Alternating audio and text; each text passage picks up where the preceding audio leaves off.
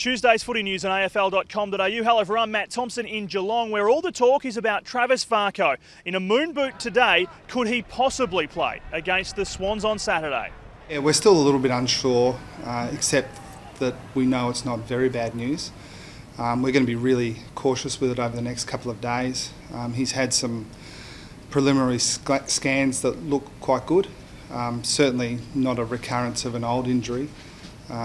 So we need to see the extent of the new injury, if there is anything significant there, and we don't think there is.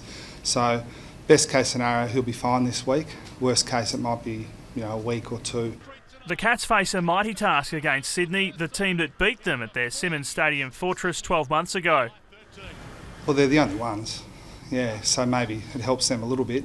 I think both sides will be focused on playing well this week so that they take some good form into the finals. I think 12 months ago will largely be irrelevant to both sides.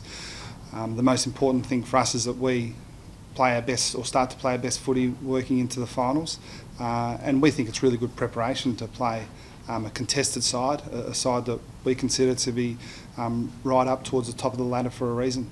As expected, Kevin Sheedy's contract has been renewed for one more year at Greater Western Sydney. The master coach already at work thinking about next season.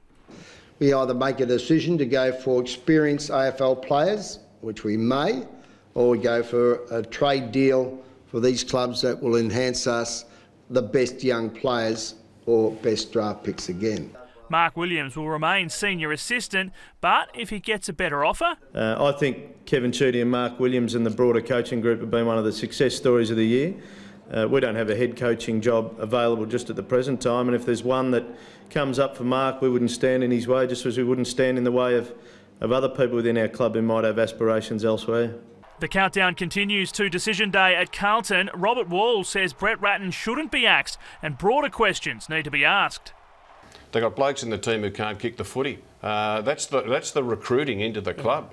You've got blokes there who try hard enough, but you've got to prop up your back line every week. You've got to throw Scotland and Gibbs back there and Yarran, because Jamison can't kick it. Joseph can't kick it. Dygan can't kick it. So, you've got to look where these players have come from and who picked them is a big part of it. But Mark McClure's told the Blues official website show the club must make the call quickly. You shouldn't duck your head.